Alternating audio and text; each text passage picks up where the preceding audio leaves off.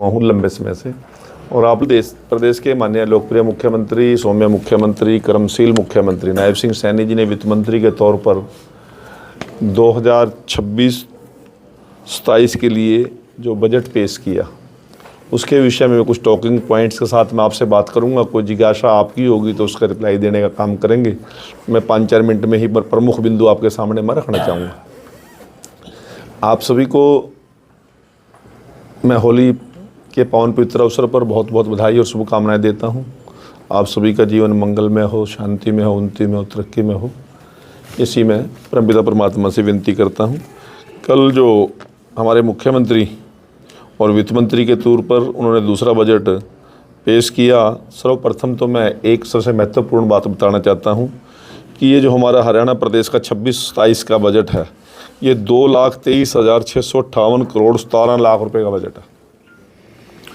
पिछले वर्ष के मुकाबले में लगभग 10.28% बढ़ाकर ये बजट हमारे हुआ है। पिछली बार 2,02,816 करोड़ 66 लाख रुपए का बजट था। इसमें 10%, 10.5% की वृद्धि इस बार की गई है।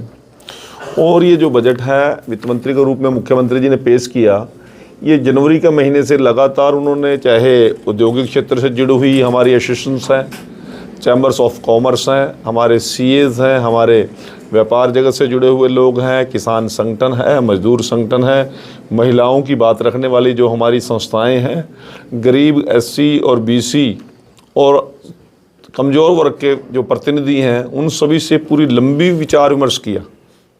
और लगभग 2.5 महीने की एक्सरसाइज के बाद सभी लोगों से विचार विमर्श करने के बाद ही इस बजट के अंदर जिस प्रकार के सुझाव और संशोधन करने की आवश्यकता हुई, उसके अनुरूप ये बजट उन्होंने तैयार किया। और 2047 का विकसित भारत का जो बजट, जो सपना है नरेंद्र मोदी जी का, उस सपने को साकार करने के अनुरूप हमारी बेसिक चीज़ें, किस प्रकार से हमारा इंफ्रास्ट्रक्चर मजबूती से खड़ा हो, हमारा व्यापार 2047 को अचीव करने के लिए उस प्रकार की व्यवस्थाएं खड़ी करनी है। किसी वर्ग को राहत देने की बात है, किसी को इसी प्रकार से मेट्रो की यदि बात है, इसी प्रकार से औद्योगिक क्षेत्र की बात है, किसान की बात है, किसान की सिंचाई के लिए ट्यूबवेल लगाने की बात है, उन सभी के लिए सामूहिक रूप से, और जितने हमारे संसाधन हैं, चाहे पानी के हैं, चाहे बिजली के हैं, चाहे हमारे कृषि के हैं, उन सभी संसाधनों का सही तरीके से हम हमारे प्रत्येक नागरिक उपयोग कर सकें और प्रत्येक को समान रूप से विकास करने में सहयोग सरकार की तरफ से मिले, इस सोच को लेकर यह बजट बनाया गया और यह बजट पेश किया गया। इसमें मैं आप लोगों के सामने बताना चाहता हूं, पूरे हरियाणा प्रदेश के 2,199 सुझाव मुख्यमंत्री जी को मिले और AI चैटबॉट पर 12,400 सुझाव प्राप्त हुए और 5,000 सुझाव को आज के अपने बजट में मुख्यमंत्री जी ने और वित्त मंत्री के तौर पर उनको शामिल किया। 11 साल में प्रदेश की GDP 3 गुना हो गई है। वर्ष 2014-15 में GDP 4,37,145 करोड़ रुपए थी और वर्ष 2025-26 में अनुमानित GDP 13,67,769 करोड़ रुपए है। और योजना विभाग की रिपोर्ट के अनुसार इस समय अर्थव्यवस्था की अनुमानित वृद्धि 9.5% है, जो देश के अंदर हाईएस्ट स्टेट्स में हरियाणा जुड़ता है। इसी प्रकार से राजस्व घाटा GDP का 1.9% था 2014-15 में और वर्ष 2025-26 में 1.33% था। 1.90% से घट के 1.33% हुआ और इस बार 26 और 27 में जो बजट राजस्व घाटा है वो 0.87% रहने की संभावना है। और ये हमारी जो 11 साल की सरकार का बेस्ट मैनेजमेंट है, हमारी जो अर्थव्यवस्था की मैनेजमेंट की जो टीम है और सरकार की जो सोच है, उसका ये सबसे बड़ा नमूना मैं आपके सामने रख रहा हूँ। और 2026 में से 31 तक केंद्रीय करों में हमारा हिस्सा अब और अधिक बढ़कर 1.361% रहेगा और इस मुकाबले में 26 के मुकाबले में 24.52% की ये बढ़ोतरी होगी, जो सभी 28 राज्यों में सबसे अव्वल रहने की संभावना है। इसी प्रकार से हमने आज विश्व बैंक के water sources water secure Haryana project के लिए विश्व बैंक से जो हमें मिलेगा वो 5,715 करोड़ रुपए हरियाणा को मिलेंगे। और इसी प्रकार से हरियाणा क्लीन एयर प्रोजेक्ट की स्वीकृति के लिए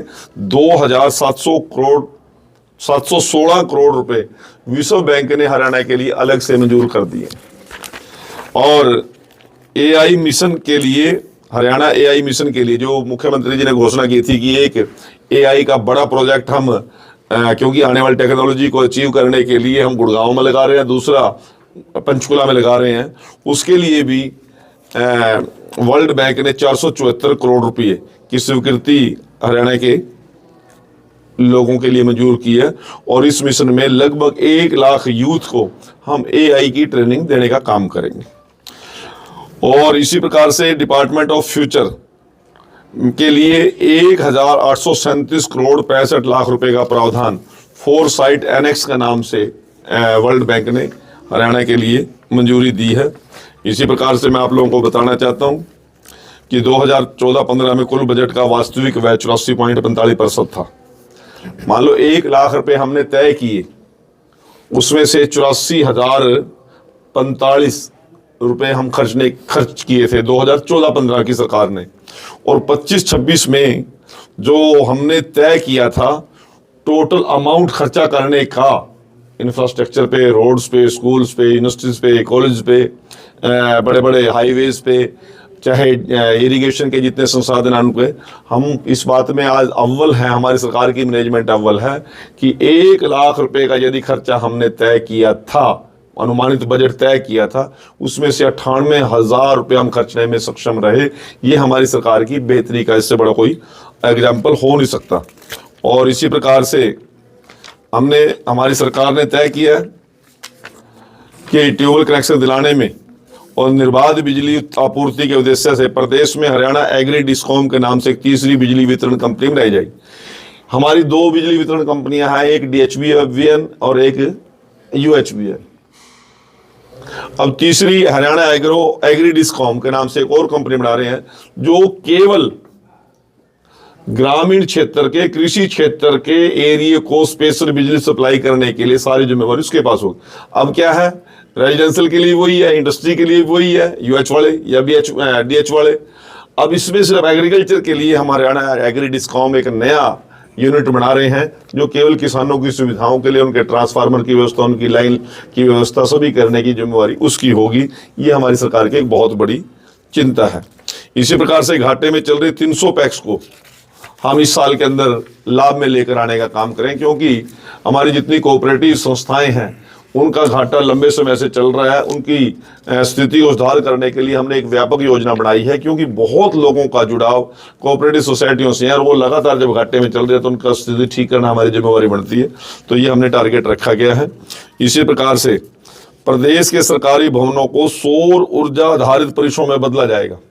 जितनी भी हमारी सरकारी बिल्डिंग्स हैं उनमें सोलर सिस्टम को हम लेके आएंगे, ताकि जितना बड़ा सोर्सेज देश के अंदर लगभग साल में से 12 महीने में से 9 महीने बहुत सूर्य की रोशनी अवेलेबल है हमारे, परंतु आज तक उसका उपयोग नहीं हुआ। हमारे सरकारी दफ्तरों में भी थर्मल की और पावर प्लांट की बिजली यूज होती है। हम कम से कम सरकारी दफ्तरों की छतों पर तो सोलर को यूज करें। इससे एक प्रदेश के अंदर एक तो पोल्यूशन कम होगा, दूसरा बिजली के अंदर जो बहुत महंगी बिजली पड़ती है उसके अंदर हमें बहुत बड़ी राहत भी मिलेगी।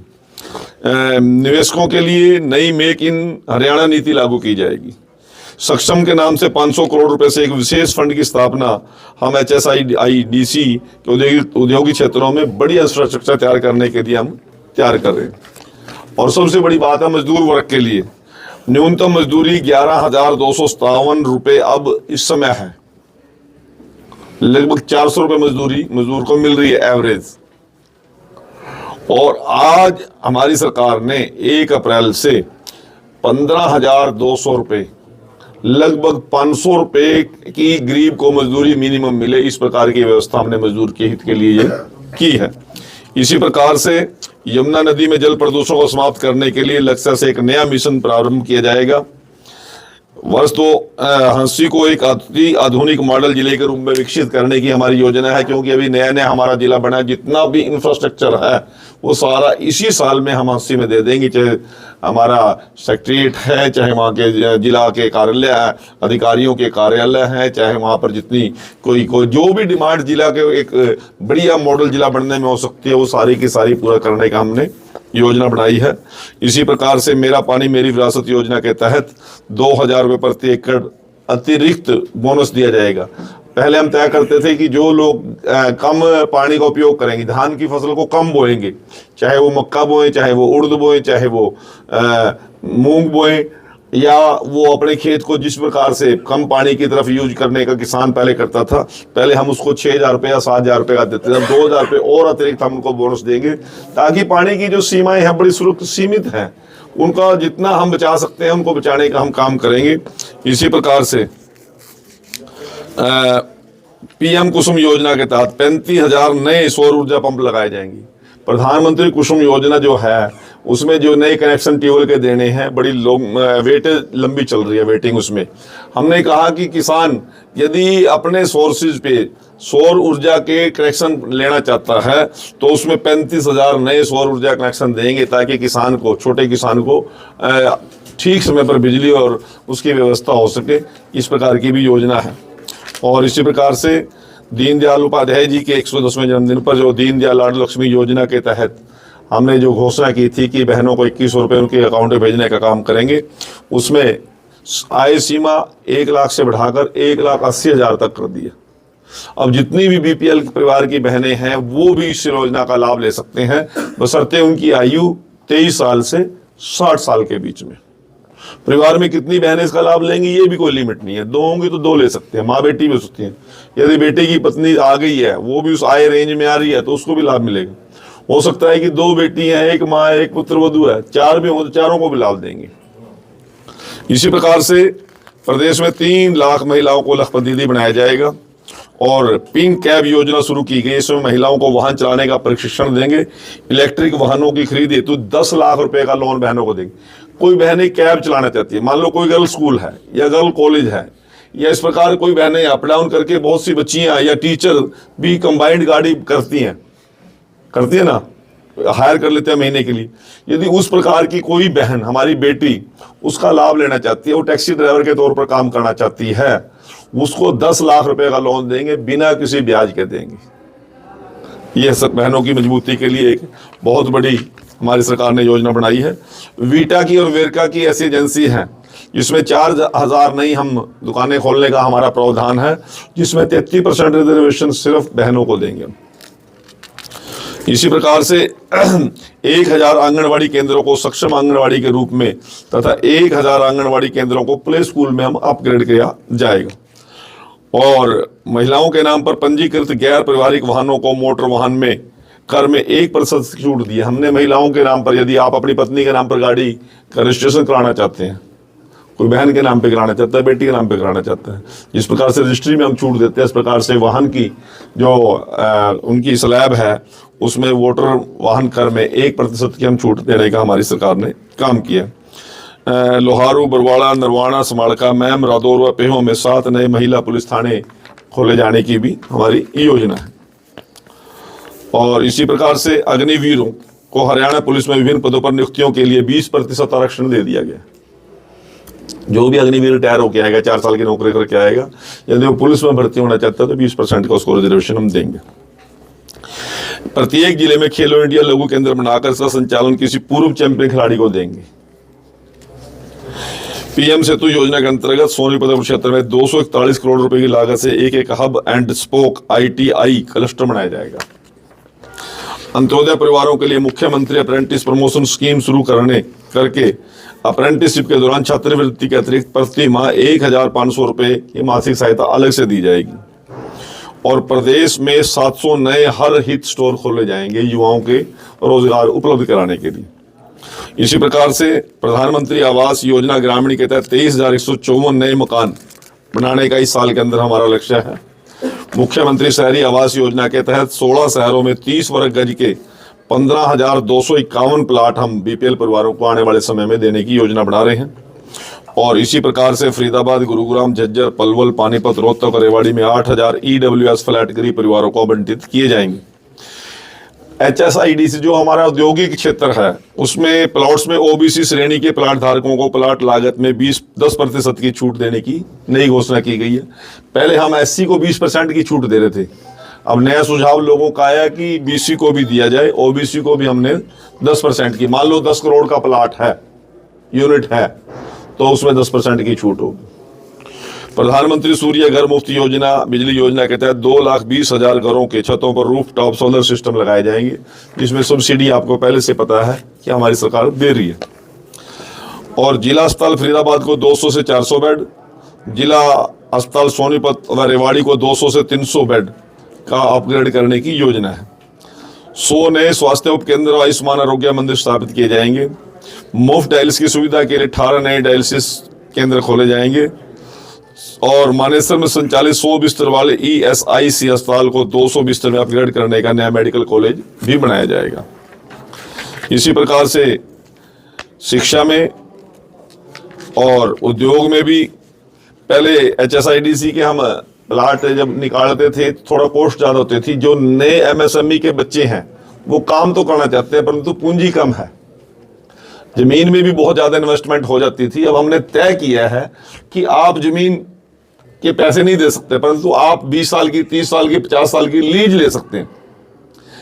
अपना कारोबार स्टैब्लिश करो और वो लीज आप महीने की बनेगी या साल की जो बनेगी उसके अनुसार भी आप कारोबार कर सकते हैं।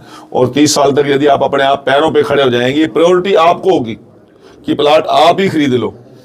यदि आप नहीं खरीदने की स्थिति में कोई और आपने व्यवस्था कर लिया तो बेशक से फिर दूसरे को देने का काम करें। इसी प्रकार से प्रदेश में 10 एकड़ भूमि पर Indian institute of handloom technology की स्थापना हम पानीपत में करने जा रहे हैं। और राई के अंदर देश की सबसे बड़ी होलसेल मार्केट कॉम्प्लेक्स तथा उत्तर भारत का सबसे बड़ा मार्बल मार्केट क्लस्टर हम एस्टैब्लिश करने की हमारी योजना है। और इसी प्रकार से प्रदेश में 5,000 किलोमीटर लंबी सड़कों का भी सुधार किया जाएगा। प्रदेश में नए 18 फ्लाईओवर और 12 RUB अंडरग्राउंड जो हमारे पुल का निर्माण भी किया जाएगा रेलवे लाइन के साथ साथ। विद्यार्थियों के लिए 1,000 नई बसें खरीदी जाएंगी। कनीना, नरवाना, गनौर व कलायत में नए बस अड्डे बनाए जाएंगे। और प्रदेश के सभी गांवों को आगामी 2 अक्टूबर तक ODF प्लस मॉडल गांव में परिवर्तित किया जाएगा। शहरी क्षेत्रों में नगर निकायों की भूमि पर रिहायशी कब्जाधारियों को कानूनी मालिकाना हक देने के लिए एक नीति बनाई जाएगी। सरकार की जमीन पे कब्जे हैं, ना तो वो कोर्टों में भी बहुत लंबी लंबी फाइलें इकट्ठी हो गई हैं, ना गरीब आदमी उसमें रह सकते, ना उसको एडवांस कर सकते। उसकी छत टूटी है तो छत टूटी पड़ी है, उसको भी ठीक नहीं कर पा रहे। तो हमने अब ये निर्णय किया है कि स्वामित्व के तहत उन लोगों को ठीक रेट पर उनको वो प्लाट देकर उनका कब्जा उन पर करा दिया जाए। आतंकवादी गतिविधियों से निपटने के लिए ATS का गठन किया जाएगा। ATS का एक थाना गुरुग्राम और दूसरा पंचकुला में स्थापित किया जाएगा। जो आतंकवादी विरोधी गतिविधियां हैं उनका एक स्पेशल सेल हरियाणा सरकार ने बना दिया है ताकि किसी प्रकार की जान मान हानि की कोई नुकसान ना हो सके। और 150 नए इमरजेंसी रिस्पांस व्हीकल खरीदे जाएंगे।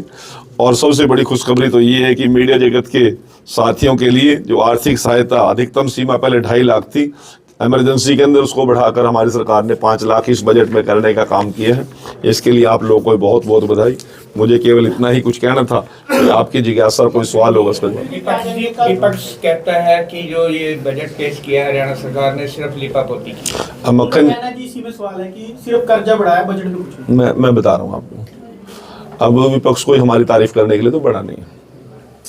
6 या 7 वाक्य हैं और यदि मैं बिल्कुल सच्चाई पे आ जाऊं, सच्चाई बता, जब हम विपक्ष में थे हम भी वही वाक्य यूज करते थे।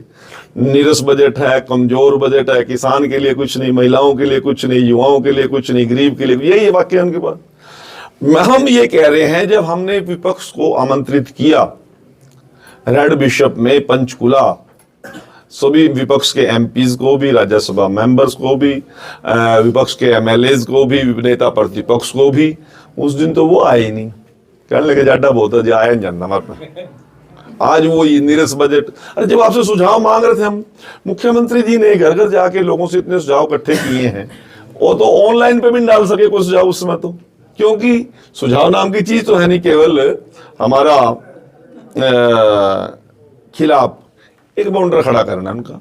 और विपक्ष को भी मैं एक निवेदन करना चाहता हूं कि जो चीज़ अच्छी हुई है, हरियाणा के लिए अच्छी हुई है, उनकी चर्चा करना हमारी जिम्मेवारी बनती है। मंत्री जी, अभी बजट में एक बात हुई है विदेशी निवेश के लिए।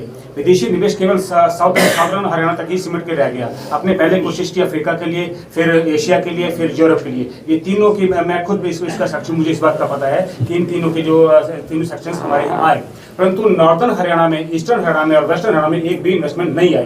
क्योंकि हमारा हरियाणा ये डिजर्व करते हैं कि अगर ये फॉरेन इन्वेस्टमेंट हमारे आती है तो निश्चित रूप से हमारा हरियाणा तरक्की करेगा। बहुत अच्छा सवाल किया आपने, और एक सुलझे हुए इकोनॉमिस्ट वाला सवाल है ये।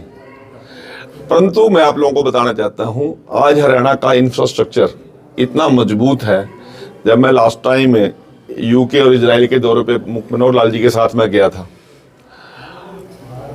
दिल्ली से ज्यादा चर्चा गुरुग्राम की है। दुनिया भर की मल्टीनेशनल कंपनी के आज यदि हेड ऑफिस कहां पे है, वो गुरुग्राम में। क्योंकि सबसे बेटर बिजली व्यवस्था, सबसे बेटर लैंड ऑर्डर और सबसे बेटर हमने वहां पे फैसिलिटी लोगों को दी है। जब वो इंडस्ट्रियल जोन जो कट रहे थे, उस समय हमारे लोग यहां पर विरोध करते थे। साहावाड़ा भी आज तक डेवलप नहीं करने दिया। HSIDC का जो सेक्टर कब कटा था, 1995-96 में। सुनते होंगे ना बात ये। आज तक भी पूरी तरह डेवलप नहीं हो सका। हमारे लोगों ने तो लगातार विरोध किया। फिर मजबूरी में जहां लोगों ने सस्ती जमीन अवेलेबल कराई, अब इंडस्ट्रीज को तो हर चीजें चाहिए, पानी भी ठीक चाहिए, जमीन भी सस्ती चाहिए, रोड इंफ्रास्ट्रक्चर भी चाहिए, लेबर भी चाहिए। वो सारी चीजें सदन हरियाणा के लोगों ने करा दी। हालात चाहे कुछ भी थे, उसका पीछे भी कारण है बहुत बड़ा, क्योंकि सारा का सारा रेत ही रेत था। पिछली सरकारों ने अनदेखी की थी सदन हरियाणा की। परंतु जहां मरब्बों की कीमत नहीं थी, आज वहां पे इंचों में कीमत है। अब गुड़गांव में जमीन कोई गजों में नहीं बिकती, गुड़गांव में तो जमीन अब फुटों में भी नहीं बिक रही, अब तो मीनारों में बिक रही है। तो वो आज डेवलप कर गए। परंतु मैं आप लोगों को एक बात बताना चाहता हूं, जिसका विपक्ष के लोग बड़ा जबरदस्त विरोध करते हैं और मजाक में इस बात को करते हैं। महाराजा अग्रसेन हवाई अड्डा, कार्गो एयरपोर्ट आज हम हिसार में लेके आ गए। अब हिसार सरसा डबवाली से लेके और दिल्ली तक पूरा का पूरा जोन एग्रीकल्चर जोन है। कोई संभावना थी नहीं। आज इतना बड़ा कार्गो एयरपोर्ट वहां पर आने से मैं आप लोगों को विश्वास दिलाना चाहता हूं, दिल्ली से लेके और डबवाली तक आने वाले 5 साल के बाद आपको पूरा का पूरा इंडस्ट्रियल जोन मिलेगा। कहीं पर भी आप लोगों को ये शिकायत नहीं मिलेगी। अब हमने जींद में HSIDC का बड़ा लेके आए हैं सिस्टम, सारे विरोध पे उतर गए जी, माना जाट रहे हैं जी, माना मार रहे हैं जी। तो अब ये चीजें हमारी भी मानसिकता से हमें निकालनी पड़ेगी। और आप मीडिया मैन हो, आप फ्यूचर भी देखते हो, आप पास्ट भी देखते हो। यदि आप अपने लोगों को इस बात की प्रेरित करेंगे तो हरियाणा सरकार नॉर्दर्न हरियाणा के लिए भी सारी पॉलिसीज को इम्प्लीमेंट करने के लिए कोई दिक्कत नहीं। मंत्री जी, कोरोना काल से प्रभावित हुए कम उनके कारोबार, कोरोना का नोटबंदी से उन लोगों के माथे पे कलंक का टिक्का लग चुका है। और उन लोगों को किसी भी तरह से सरकार के माध्यम से योजनाएं तो बहुत चली हुई, पर लेकिन लोन किसी तरह का अवेलेबल। चलो, मैं आपके पास यदि कोई ऐसी मामले हैं, कोई स्पेशल मामला होगा तो ठीक है, नहीं तो हमारी हर यूनिट अलग अलग तरीके से काम कर रही है। कोई विशेष आएगी तो आप हमारे जिलाध्यक्ष जी को, हमारे यहाँ की टीम को देने का काम कर, उस पर संज्ञान लेंगे। कृष्ण जी, बजट बहुत आपने अच्छी बातें बताई। 15 प्रोजेक्ट कुरुक्षेत्र को मिले हैं, लेकिन बाईपास की घोषणा नहीं है। पुरानी मांग कुरुक्षेत्र नहीं, बिल्कुल आपका वो बाईपास की तो घोषणा पीछे हो गई थी, इस बजट में नहीं। पिछले बजट में हो गया तो पिछले बजट में हो गया। अब मेरे को इस बजट का ये ध्यान नहीं आ रहा बाईपास वाला। और यदि कोई ऐसी बात है तो CM साहब ने पिछले दिनों गीता जयंती में भी घोषणा की है, और इससे पहले जो हमारा दिसंबर में हमारा जो सेशन आया था उसमें शायद घोषणा कर दी थी मुख्यमंत्री जी ने, शायद पिछले बजट में। शायद मैं कंफ्यूज हूँ वैसे। बाईपास की 4 लेन की हुई है। अच्छा, ठीक। वो केजरीवाल भरी हुई है। आम आदमी पार्टी का आरोप है कि बीजेपी ने षड्यंत्र के तहत उनको जेल में डाला था ताकि दिल्ली का चुनाव जीत सके। तो यदि केंद्र में सरकार बीजेपी की है, देश में सरकार बीजेपी की, आरोप किस पे लगेंगे? हम पारे पे लगेंगे ना। और किस पे लगाएंगे? वो सोनिया गांधी पे लगाएंगे या राहुल गांधी पे लगाएंगे? नहीं, उनका कहना है वो अपनी जगह ठीक कह रही है, परंतु लोअर कोर्ट ने कोई निर्णय दिया है, अभी मामले ऊपर भी पड़े हैं। अब मेरे पास तो, मैं तो बहुत ज्यादा कानून का बड़ा ज्ञाता नहीं हूँ, परंतु जिस प्रकार का उन्होंने हाई तौबा मचा रखी है, इतना हाई तौबा मचाने की जरूरत नहीं है। और सच्चाई स्वयं केजरीवाल को भी पता है, सच्चाई उसके आम आदमी पार्टी के लोगों को पता है, और सच्चाई सभी को पता है कि उन्होंने अपने टाइम में किस प्रकार से शराब के मुद्दे को लेकर एक्साइज के अंदर जिस प्रकार की गड़बड़ घोटाले किए, वो सभी को पता है। और लोअर कोर्ट में निर्णय आने से कोई फाइनल नहीं हो जाता। ट्रेड डील पे किस तरह से फायदा मिलने वाला है? ट्रेड डील की कई कैटेगरीज को लेके अलग अलग तरीके से, हमारा तो अब देश के प्रधानमंत्री का क्या सोच है कि आने वाले समय के अंदर हम एक्सपोर्टर बने। हम मोबाइल में एक्सपोर्टर हो गए हैं। हमारे 1000 करोड़ का, केवल 1000 करोड़ का इतने बड़े देश के अंदर हम एम्यूनिशन या हम जितने भी हथियार केवल 1000 करोड़ की सप्लाई करते थे, आज 1200-1300 करोड़ पे चला गया ना, 12-13 हजार करोड़ पे चला गया पिछले 10 साल के अंदर। दुनिया के अंदर हमारे हथियारों की डिमांड बढ़ी है। अब इस प्रकार से अलग अलग क्षेत्र के अंदर, कृषि क्षेत्र के अंदर भी, इसी प्रकार से औद्योगिक क्षेत्र के अंदर भी, कपड़े के भी हम बहुत बड़े एक्सपोर्टर बने हैं देश के अंदर। इस प्रकार से लेदर में हम बहुत आगे बढ़ रहे हैं। बहुत सी चीजें अलग अलग कैटेगरीज हैं, और यदि सारी विस्तार पूर्वक चर्चा करूंगा तो फिर आपका भी टाइम लग जाएगा, मेरा भी टाइम लग जाएगा। एक इससे अलग क्वेश्चन है। आंदोलन के दौरान कैप्टन अभिमन्यु के घर पे हमला हुआ था, उसका एक आरोपी है धर्मेंद्र हुड्डा, उसने विदेश में बैठ के एक वीडियो वायरल करा है कि इसके पीछे भूपेंद्र सिंह हुड्डा था, उस पर संगीन आरोप लगाए वीडियो जारी करके। उसने कहा सारा परी प्लान था। इस पर क्या कहना? देखिए मेरी बात सुनो, अब वो आदमी विदेश में बैठा है, वीडियो डाल रहा है, अब ऑथेंटिसिटी क्या है, मैं क्या बोलूं?